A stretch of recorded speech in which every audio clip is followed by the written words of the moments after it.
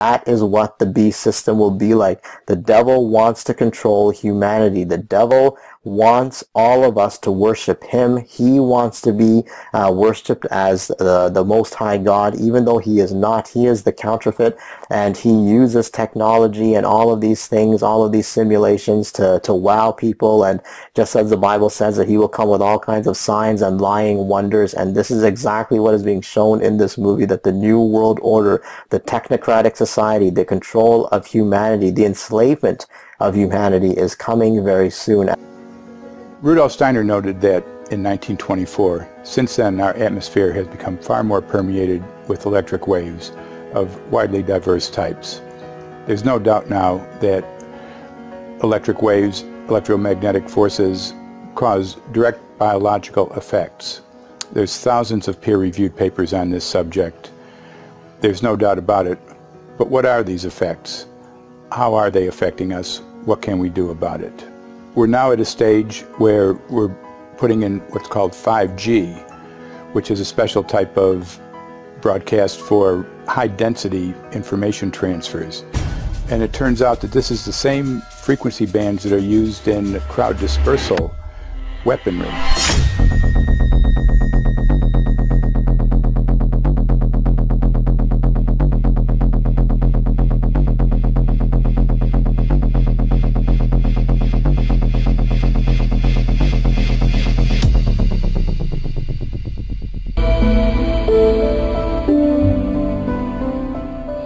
Well, I joined the Royal Navy in 1960, and I specialised in microwave warfare.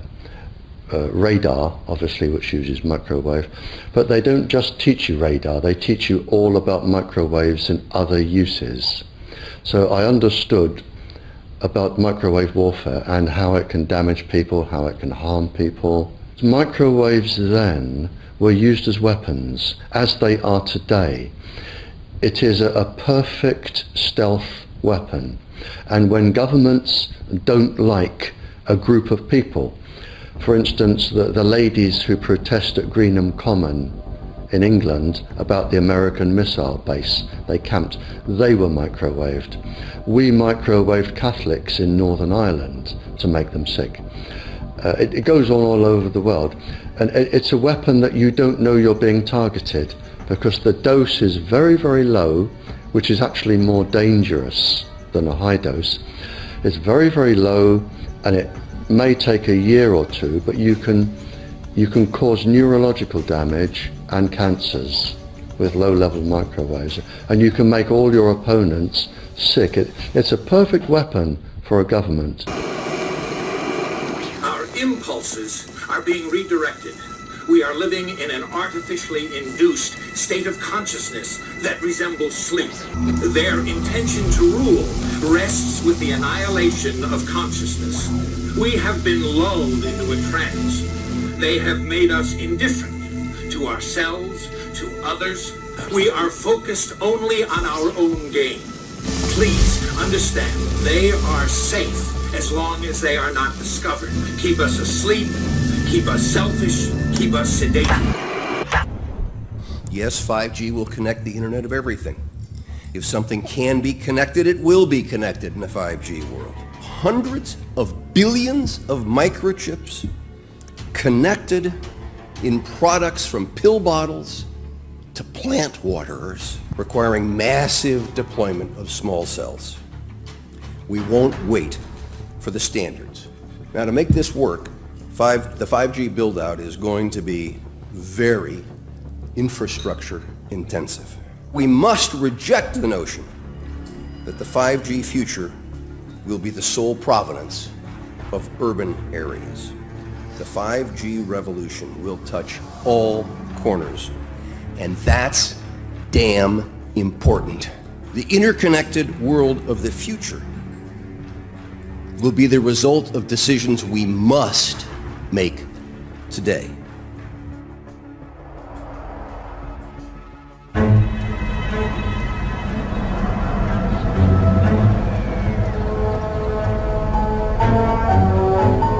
The main issue before us today is Senate Bill 637 and Senate Bill 894.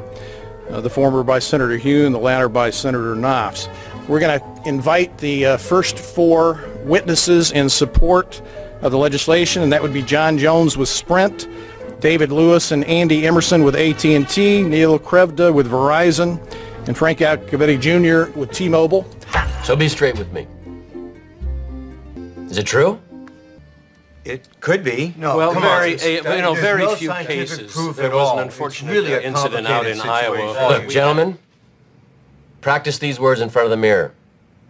Although we are constantly exploring the subject, currently, there is no direct evidence that links cell phone usage to brain cancer.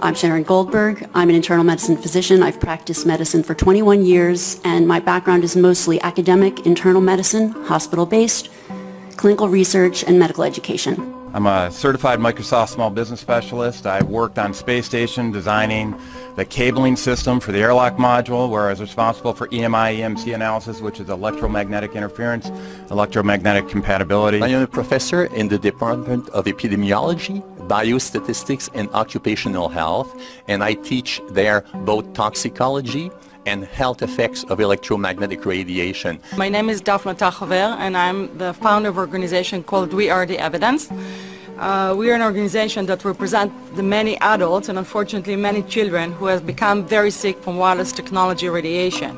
There seems to be a couple false Easter eggs being put out there right now. I want to make sure we dispel that right off the gate. The effects of wireless on health scientifically are very, very clear. So it's always pushed back to the definition of an acceptable level of radiation. And that's what this is, by the way. This is about radiation. Wireless radiation has biological effects, period. My name is Dr. Angie Kolbeck.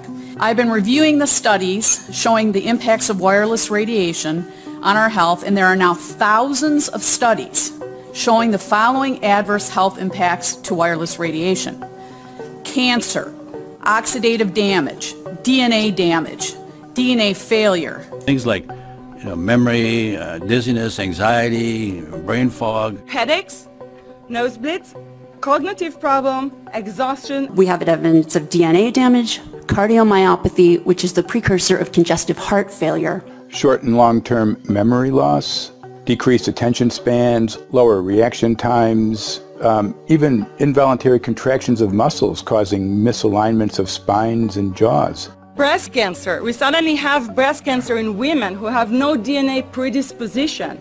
Disrupted immune function and change in stress proteins, reproductive and fertility effects. There are dozens and dozens of studies that show beyond any doubt what this radiation is doing to our sperm.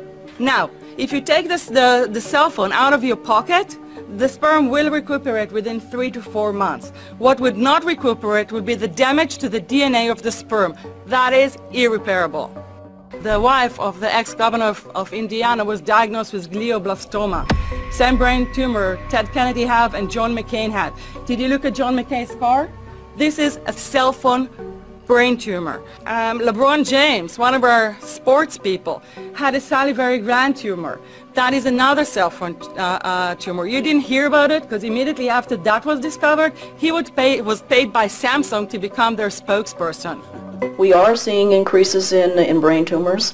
We're seeing increases in Alzheimer's. We're seeing increases in all of the neurotransmitter diseases, ALS, Lou Gehrig's disease, Parkinson's. These are all disease systems that are known to be associated with low-level energy exposures. We talk about 24/7, around-the-clock exposure, wherever you are and your whole body. You never get away from it.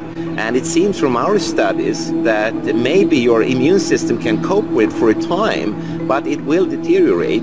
Then the irradiation will definitely damage cells at a deeper level, and the question is what will then happen? These are out of peer-reviewed papers, so these are not just hypochondriacs thinking that they're doing it. We're having real problems with this. This is no longer a subject for debate when you look at PubMed and the peer-reviewed literature. These effects are seen in all life forms: plants, animals, insects, microbes. So 5G is not a conversation about whether or not these biological effects exist. They clearly do. There is scientifically evidence that is so strong that you can be certain that the standards used by the SCC to manage health effects are wrong. We need to start measuring how much radiation are people being exposed to before we roll out 5G. There are 4 kinds of electromagnetic fields that we know are harmful to human health. So radio frequency radiation, magnetic fields, dirty electricity, and electric fields. Okay? Our exposure, any given person, and all humans are affected by EMFs. What is our exposure in a day? It's not one cell phone. It's cell phones, it's multiple wireless networks, it's smart meters, it's cell towers. It's this sandwich, and it all adds up. The data we're going to look at are all published science, testing results, or public standards. At the bottom end of the radiation scale of what's called power density, or signal strength, is the minimum level at which cell phones will work, which was found to be 0.2 billionths of a microwatt per centimeter squared. Pine needles were found to age prematurely at 0.000027. At short-term exposures of 0.05, children aged 8 to 17 experienced headache, irritation, concentration difficulties, and behavioral problems. 0.1 is the Biobiology or Building Biology Guideline for extreme concern. 1.0 produced sperm DNA fragmentation and a decrease in sperm viability in vitro. Also at 1.0, the science shows the following bodily effects can occur: headaches, dizziness, fatigue, insomnia, chest pain, difficulty breathing, and indigestion. 2.5 saw altered calcium metabolism in heart muscle cells. 4.0, changes in the hippocampus affecting brain memory and learning. And at 6.0, DNA damage in cells. So, where are smart meters on this list? Electrical Power Institute in December 2010 measured a single Itron smart meter with pulses up to 7.93 microwatts per centimeter squared. Our own testing indicated approximately 8.0 with 1 meter. These tests are at a close distance, approximately 1 foot away from the meter, but an infant's crib could be just as close on the other side of the wall where the meter or bank of meters are installed. Even though there are all these known health effects at levels far lower, Switzerland, Liechtenstein, and Luxembourg see fit to set the standard at 9.5. And China, Poland, and Russia, 10.0. This is the same level at which behavior has been altered, producing reflexes of avoidance following 30-minute exposures.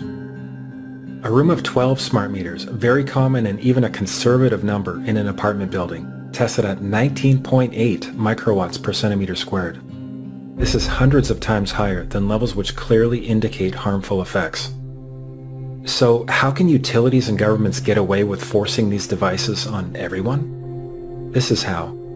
In Canada and the US and several other civilized countries, the safety limit is set at 600 to 1,000 microwatts per centimeter squared. This so-called safety limit is literally tens of thousands of times higher than levels which are known to damage health according to peer-reviewed published science.